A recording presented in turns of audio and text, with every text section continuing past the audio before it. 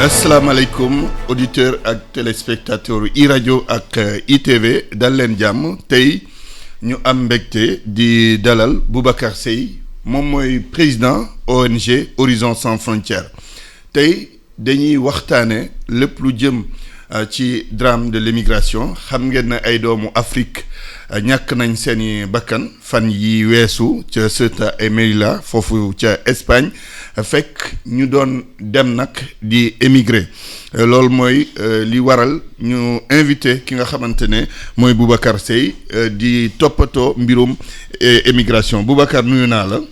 Antoine maa ngi lay fay maa ngi nuyu téléspectateurs yi ak auditeurs yi ñuy seetaan yëpp di nuyu aussi waa iRadio ITV bon le groupe E-Media voilà di jiital kilifa yëpp rawatina suma xarit Alassane Mamadou di la nuyu yow it.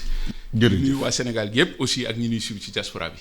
jërëjëf Boubacar ñu ngi rafetlu sa teewaay fii ci iRadio ak ITV léegi comme ni ma ko waxee ca njëlbeen am na ay doomu Afrique yu faatu diggante Ceuta et Melilla mu nekk lu tiis déjà ñu ngi wax une vingtaine maanaam lu toll ci ñaar fukki doomu aadama yow sa premier jàngat maanaam sa première analyse ci mbir moomu lan la. waaw d'abord damay commencer par jaale tout le continent africain aujourd'hui se retrouve endeuillé si énième drame bi. beneen jàngat bi ma ci njëkk a def d'abord la condamnation dañuy condamner avec beaucoup de fermeté. parce que li am nii massacre la damay wax ni sax génocide laa koy tuddee man. moo tax ñu demander mu am une enquête très sérieuse pour déterminer d'abord le nombre de morts comme ni nga ko waxee. xam nga il y a une précipitation. Ouais. Enquête amagul ñu ngi commencer suul néew yi malheureusement. foofu ca Maroc. voilà foofu ca Maroc. Donc am na lu ñuy nëpp te waxuñu lépp on parle de au début 18 la ñu waxoon. Officiellement ñu ngi ci 23. boo demee Espagne am na benn journal La Razón parlait bërki démb rek de 45 morts côté ci immigré yi. kon wuute am na ci chiffres yi. même au 18, niveau 23 45. moo tax il faut que ñu leeral lépp boo xoolee image yi war nga xam ni parce que ce qui s'est passé il y a une confrontation même au niveau de l'Espagne. am na ci policiers yi ñu ci dee am na ñu wax 5 même au niveau du Maroc aussi am na ñu ci dee donc ça veut dire que. confrontation la dafa metti woon. waaw il y a eu plus de 2000 migrants yu ñu wax yu fippu ni dañuy dugg alors xeex am. kon tey jii je crois que li indi la mort de ces migrants là il faut que ñu leeral ko loolu la Horizon Sans Frontières wax. maintenant pourquoi yow yan information nga ci amagu. xam nga par rapport à la cause des morts. li indi moo tax ñu ubbi moo tax ma bëgg ñu leeral parce que comme ni mu ko xamee buy amee. nous avons des gens ñoo xam ni pratiquement dañu ci contacter wax ñu li ci am. ñu nekk fële ca Espagne oui bien sûr ak ci Maroc yëpp. ak Maroc voilà donc li ci bëri boo xoolee jël contact ak voilà waaw non pas les migrants. il y a des gens qui travaillent dans le monde de la migration voilà ñooñu dañuy lëkkaloo ak ñoom. moo tax boo xoolee la plupart de mes informations. par prudence je mets le conditionnel. en attendant enquête moo tax bi mbir mi amee rek ma ni li koy leeral. une enquête sérieuse. moo tax la première personne bi ma njëkk a interpellé du moins c'est Pedro Sanchez parce que je rappelle que Horizon Sans Frontières est une organisation espagnole. donc mbir mi foofu la xewee j'ai interpellé Pedro Sanchez. J'ai interpellé la Cour européenne des droits de l'homme. tontu nañ la. déedéet dinañ ci dugg sax ci émission bi. J'ai interpellé les Nations Unies. Pour que mu am une enquête sérieuse. man tey dinaa ci dugg su ma amoon la ma gënal. su ma paree émission bi ce soir maa ngi New York wala Bruxelles wala Espagne pour ñu leeral ko. parce que la position des États africains daf ñoo xaw a jaaxal. dinañ ci yegg mais nag dinañ ci yegg. Très bien. Mais est-ce que gëm nga ne. enquête vraiment sincère enquête indépendante dina ci am. non gëmuma ko moo tax démb ma waaw gëmuma ko xam nga li tax te yaa ngi koy réclamer. waaw mais nous en tant qu'organisation ñun en tant qu'immigré dañu bëgg mu leer mais ñi mën a diligenter une enquête ñi mën a protester c'est les États parce que ay doomu Afrique les États il faut situer les responsabilités les États africains les dirigeants africains sont responsables en premier. ci naka parce que aussi foog nga leeral ko auditeurs la prise en charge de leur jeunesse. oui la prise en charge de leur jeunesse tey jii ñaata doomu sénégalais ñoo dee dans le cadre de l'immigration clandestine. Du fait de la mauvaise gouvernance l'extrême pauvreté le chômage endémique problème yi am ci géej gi gisoo la nouvelle donne bi nga indi woon la recrudescence en 2021 c'est les pêcheurs ñu jaay géej gi nappkat yi nga xam ni non seulement napp nekk seen liggéey mais nekk seen aada dem na ba gisal seen bopp. La pêche industrielle écrase la pêche artisanale mu indi cette recrudescence là mu nuroo course de pirogue vers îles Canaries donc yooyu yëpp tey boo campé débat bi sur le Sénégal. oui yooyu yëpp tey mën nga situer la responsabilité étatique. D'accord. Vous comprenez? Oui, parce que dans un pays comme le Sénégal, la cause mooy ndóol les inégalités sociales. Je ne parlerai même pas des pesanteurs socioculturelles. La notion de am tekki loolu yeneen cause la yoo xam ne nañ ci dugg. Mais boo jëlee les causes économiques. nga camper le débat sur la migration pour des raisons économiques parce que je rappelle que le migrant sénégalais il est économique. Il n'est pas prévu par la Convention de Genève de 1951. Ni le pacte européen sur l'immigration et le droit d'asile. Oui. Kon kooku li koy tax mu tukki mooy ndóol wax naa ko léegi. D'accord. Le problème est économique. D'accord. Donc ñaata. D'accord léegi yow wax nga nañ camper décor bi. ci situation Sénégal effectivement foofu lañ koy camper mais pendant que ndaw yi ñooñu di dem. Espagne wala yeneen dëkk Europe yi fekk na pour le cas du Sénégal ñu ne xëyum ndaw ñi. ñu ne DER pour financer ay projets. ñu ne ainsi de suite est-ce que jàppoo ne kon li tax ndaw yooyu di dem mën nañ ko seeti feneen. mën nañ ko seeti feneen au-delà des raisons économiques yi ngay wax aussi. parce que am na ay programme xëyum ndaw ñi. am na DER pour financer ay jeunes yu am seeni projet ainsi de suite. D'accord. Foofu lay waxee. Maintenant la question qu'on doit se poser sur yi nga tudd yëpp. Oui. Il y a combien d'agences, il y a combien de ceci bis bu nekk am lu génn. Mais il faut faire le bilan l'évaluation. Donc parce que bu fekkee nee nañu yooyu yëpp am na te tey xale yaa ngi génn di dee kon y a un problème. Quelle est l'efficacité de ces agences-là? D'où l'idée de évaluer, faire le bilan. Nous n'avons pas la culture du bilan. Dañuy wax rek il y a une autosatisfaction permanente, une posture d'autodéfense daf nañu lii daf nañu la mais fan lañ ko def qui ont profité de tout cela ñan lañ ko jox ñan lañ ko financé parce que soo interroger la jeunesse da nga gis ni ñoom gisuñu dara wala boobu fu ñu ko dugal donc il y a aujourd'hui une partie de la jeunesse. Mais voilà justement une partie. Pas de jeunesse yi yëpp quand même. non waxuma loolu dama ni. nañu évaluer. Oui. ñan ñoo gis xaalis boobu ñan ñoo ko jot. D'ailleurs même ça a été l'objet d'un débat, ça a été même le motif de mon arrestation. J'ai demandé que tous ces fonds-là nañ ko la reddition des comptes. ñu wax ñu nañ ñoo ko profiter parce que xale yaa ngi dee. malgré yi ñu fi dugal yëpp xale yaa ngi dee. kon y a un problème. Oui. du dëgg. Oui. ñun loolu rek la ñu wax. Maintenant soo leeralee coow coow dootul amati mais xale yaa ngi dee ñaata doomu sénégalais tey ñoo fi génn jubali côté Maroc parce que gisatuñ seen bopp gëmatuñ ni sax mën nañ tekk ci dëkk bi. J'avais eu à alerter. li leen l'ère post-coronavirus l'ère post-guerre ukrainienne dina indi des tensions géopolitiques yu bëri liées à la migration. dama wax ni sax y a une intensification des flux migratoires clandestins sous l'aiguillon de l'extrême pauvreté due au coronavirus. Il y a beaucoup de récession économique tey. gis nga tey la crise énergétique bi am ci àddina bi le défi énergétique nous avons bi juddu ci guerre ukrainienne bi gis nga la cherté de la vie ici au Sénégal. xam nga ñaata nit laay jot par jour wala ñoo wax ni dañu bëgg a dem ñoo xam ne ñu ngi fexe pour génn dëkk bi. yow dañ lay contacter pour. mais tout le monde vient vers moi. Moi je ne suis pas l'État du Sénégal moo tax man la sànq su ma amoon lu ma gënal tey enquête du am parce que la posture des États africains.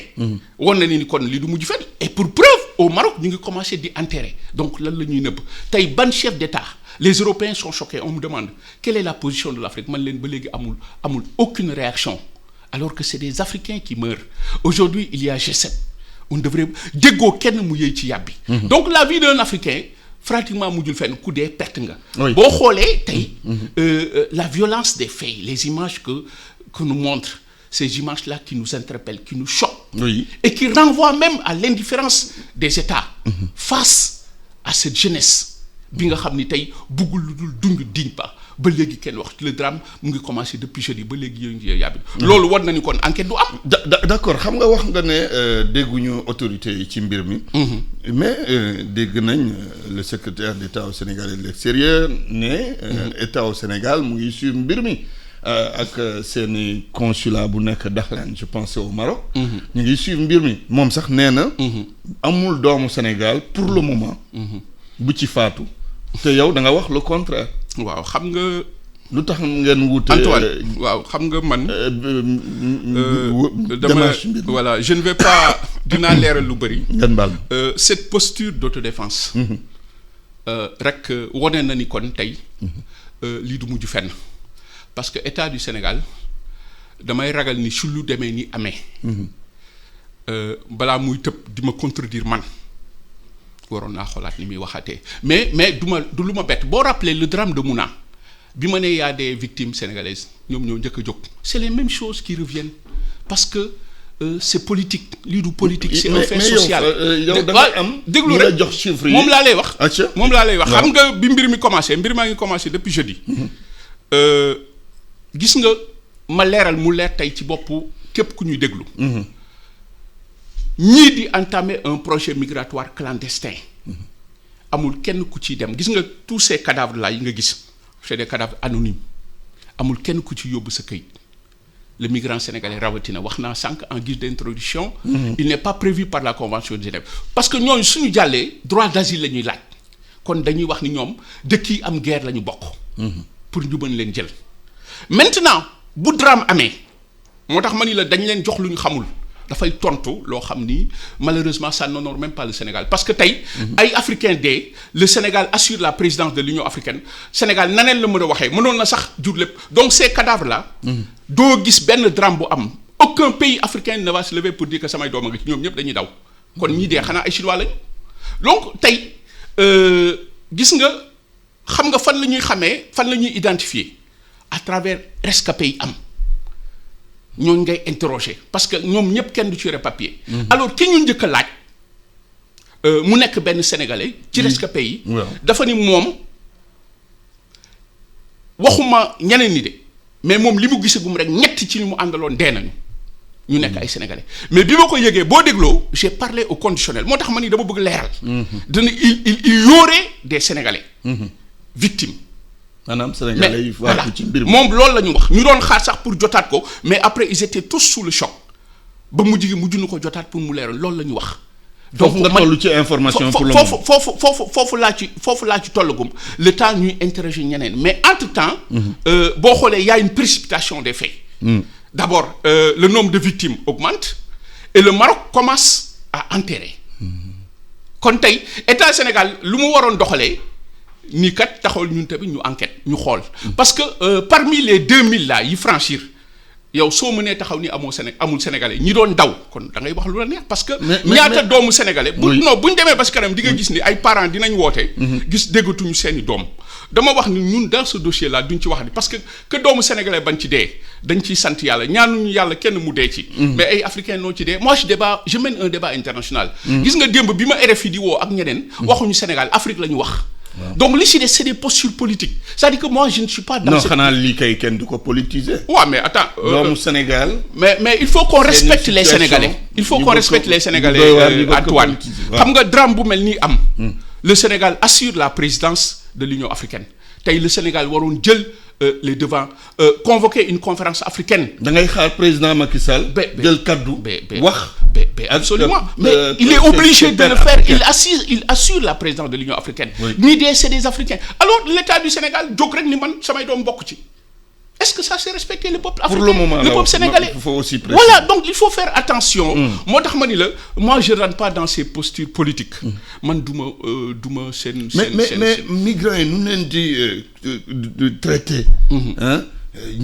ci manifestation yi est-ce que loolu tam il faut que ñu wax ci. ben absolument. Parce que il faut situer à la limite boo xoolee nu ñu leen di traité. non c'est la dignité humaine qui a été piétinée moo tax que le Sénégal jóg di contredire yoo xam ni man du ma waxantu. bu ñu demee ba ci kanam di nga gis ni y aura beaucoup de victimes sénégalaises. man duñ ci waxantu. ñu ngi investir moo tax ma ni la bëgguma sax dugg ci yooyu mais na enquête génn su enquête génnee di nga gis lu nekk après vous allez interroger des parents lu yàggul tuuti dinañ leen woo fii nii di gisuñu suñu doom. donc il serait mieux li gënoon tey. mooy ubbi benn cellule de crise déglu les parents jëm leen defal déglu prendre le leadership africain sur ça. mais wane wuñ loolu déjà rek ku nekk yaa ngi daw sama doom bokk ci. mais amul benn pays africain nag buy taxaw ni samay doom a ngi ci. d'accord te ñi dee le chiffre est exorbitant. nanguñu la ko wax ñun d'après lu ñu am. 23 du dëgg yi ñu ci wax ëpp na ko la preuve en est que ñu ngi profiter maintenant il faut situer les responsabilités. parce que xam nga li tax même du côté du côté des forces de l'ordre espagnoles et marocaines am na ay morts gis nga les images donc loolu il faut qu'on situe les responsabilités. d'accord mais le société civile africaine.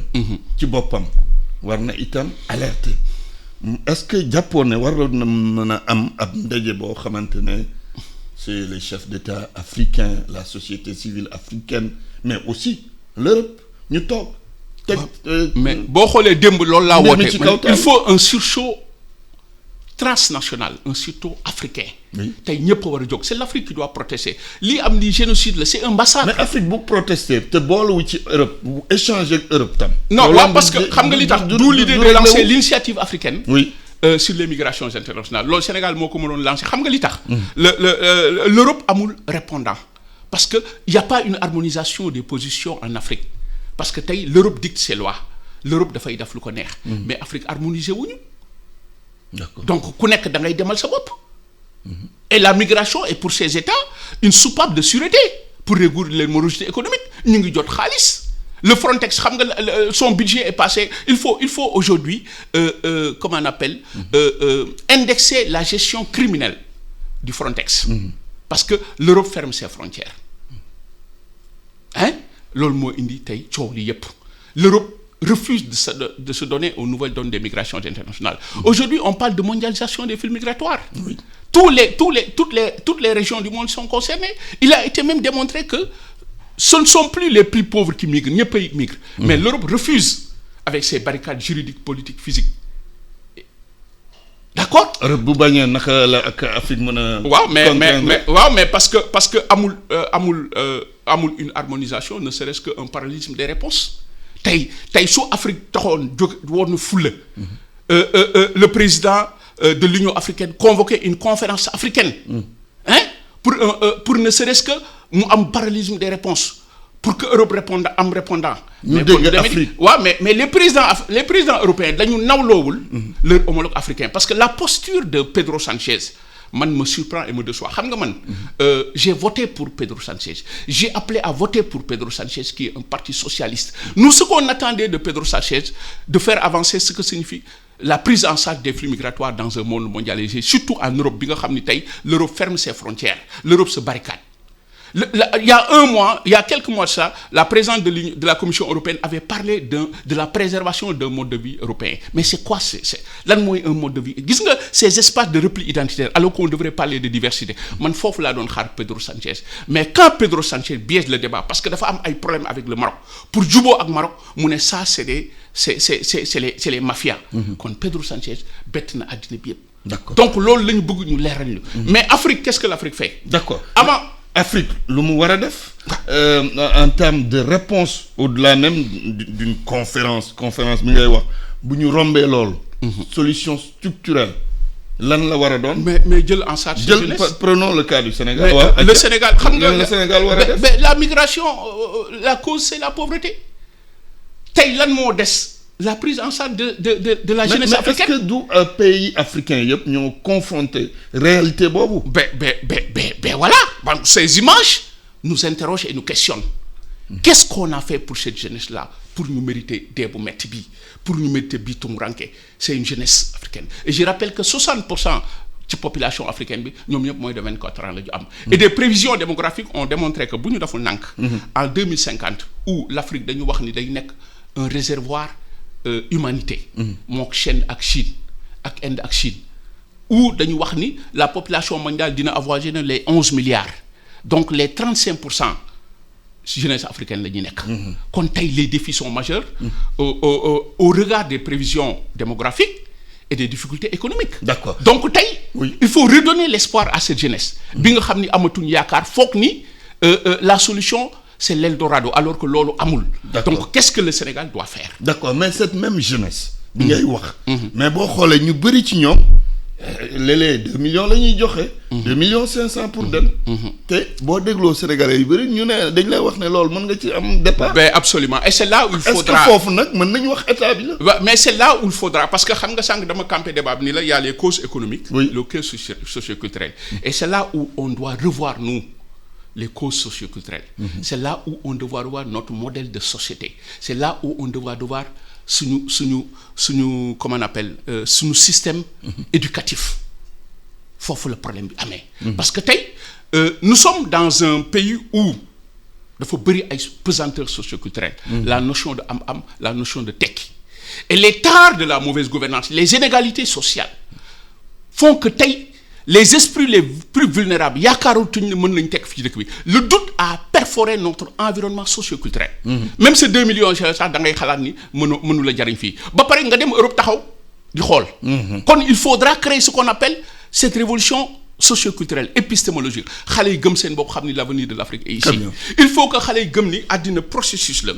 Bon il faut que ñu dellu si waat si l'éveil à la foi.